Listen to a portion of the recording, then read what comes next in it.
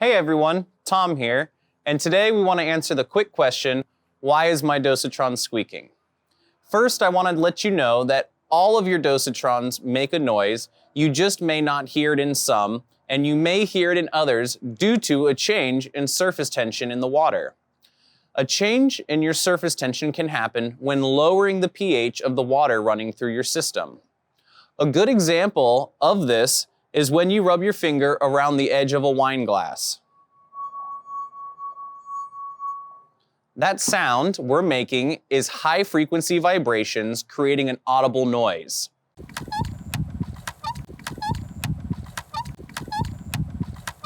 First, I want to tell you that sound causes no additional wear and is no problem for the functioning of your unit.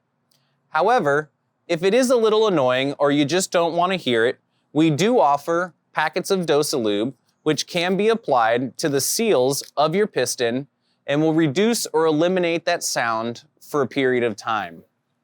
Of course, with any additional questions, feel free to give us a call or shoot us a message online, and thanks for watching.